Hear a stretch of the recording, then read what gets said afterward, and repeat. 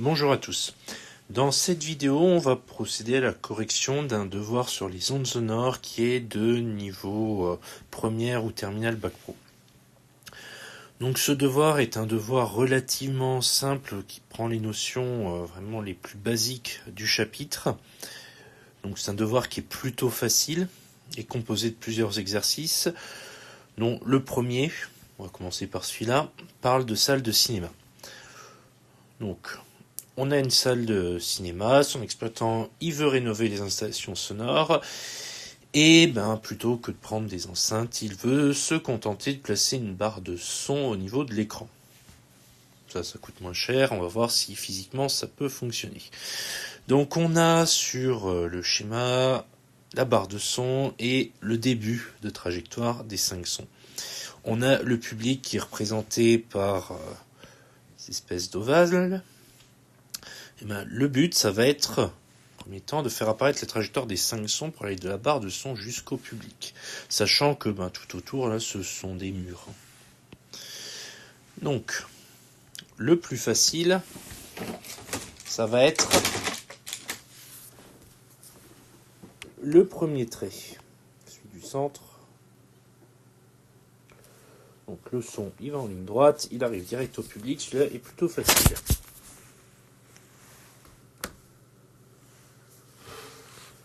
On a ensuite les autres qui, à chaque fois, vont partir toujours en ligne droite, mais à chaque fois vont rencontrer un mur.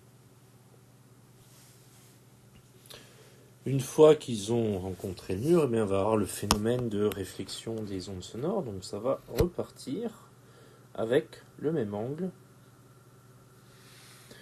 Donc après réflexion, faire le trajet en bleu.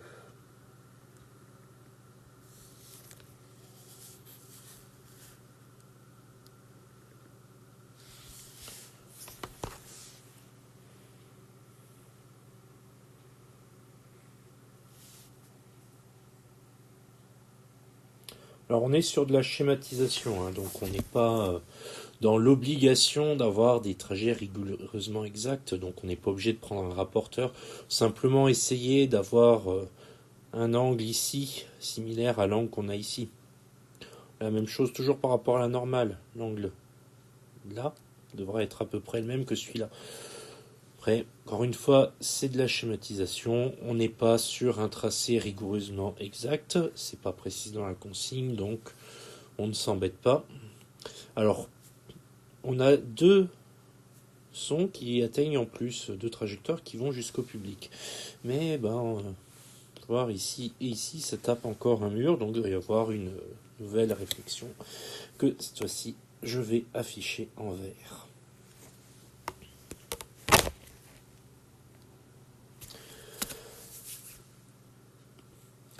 Donc voilà pour cette première question. Donc la deuxième, l'exploitant souhaite utiliser ce système pour un cinéma en plein air l'été. Il faut lui expliquer pourquoi c'est une mauvaise idée. Donc tout simplement, c'est une mauvaise idée parce qu'en plein air, il n'y a pas de mur. Donc du coup, la réflexion ne peut pas se produire. Donc simplement noter qu'il n'y a pas de mur en plein air suffit largement pour répondre à cette deuxième question. L'exercice 2, très court. Dans les films de science-fiction, par exemple Star Wars, on entend clairement le son des batailles spatiales. Aude affirme que ce n'est physiquement pas possible. Expliquez pourquoi Aude affirme-t-elle cela. Alors là, l'explication, elle est très simple. C'est le son ne se propage pas dans le vide.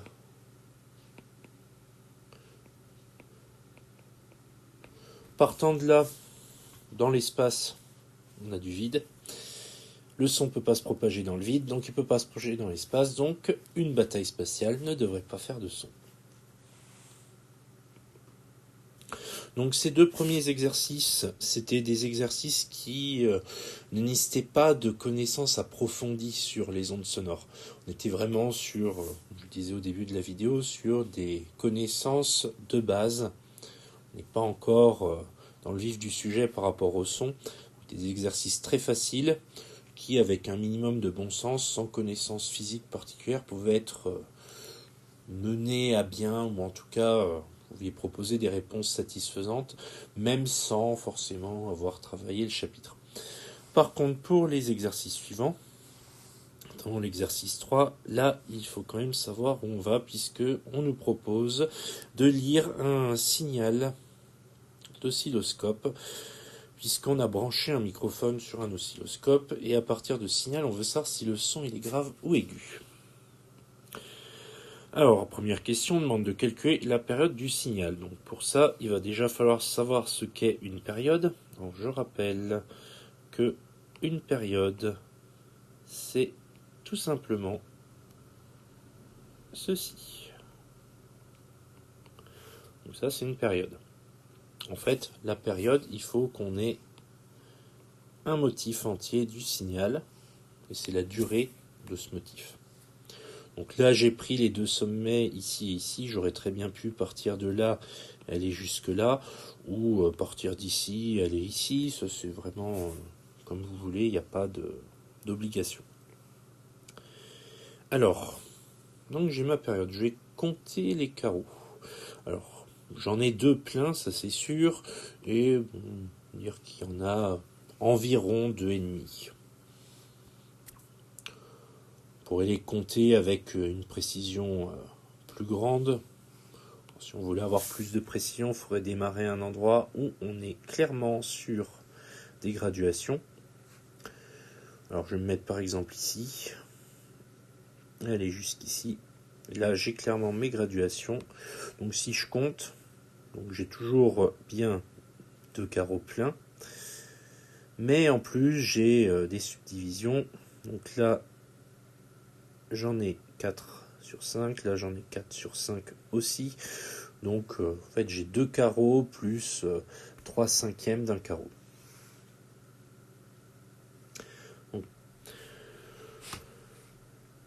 Donc concrètement, en étant vraiment dans l'exactitude complète, on a 2,6 carreaux. Si on a un signal qui fait 2,6 carreaux, on regarde ensuite ici. On a 2 millisecondes par carreau. Donc le calcul pour la question 1, ça va être 2,6 fois 2. Et là, on obtiendra 5,2 millisecondes. Et là, on a la période du signal. Alors, pour me faciliter la vie, pour la question suivante, je vais convertir ça en secondes. Donc la conversion en secondes, je décale de 3 crans ma virgule vers la gauche. Donc j'aurai du 0,0052 et j'oublie pas l'unité seconde. En déduire sa fréquence, donc là je rappelle que la fréquence va se calculer avec la formule f est égale à 1 sur grand T. Grand T, c'est la période, on l'a calculé juste au-dessus. Ça, c'est grand T. Donc du coup, il nous faut grand T en secondes, on l'a converti en secondes, ça tombe bien. On a f est égal à 1 sur 0,0052. Ce qui va nous donner 192,3 Hz. Donc c'est une valeur approchée, puisque plein de chiffres après la virgule.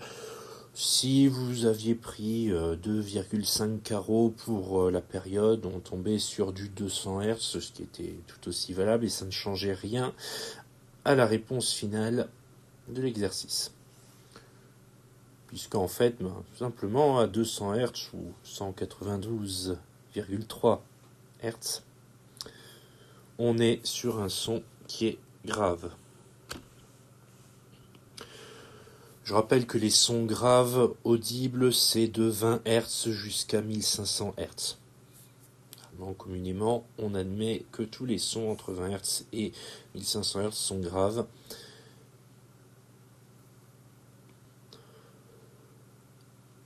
Donc, ça me permet de conclure sur cet exercice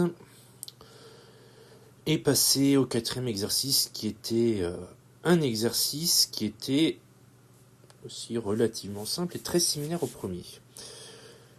Alors, on devait déterminer l'angle d'incidence du signal sonore dans un premier temps et on avait un rapporteur qui était placé avec déjà les graduations. Donc, l'angle qu'on cherchait, c'est l'angle qu'on a ici. Donc, l'angle qui est entre la normale et notre signal, donc l'angle que je mets en bleu. Cet angle, un angle d'incidence, donc on va l'appeler I. Bien, cet angle, vite bien compter, hein. On a les graduations. Gradué de 10 en 10, donc là on a 10, 20, 30, 40, 50, donc 50 degrés.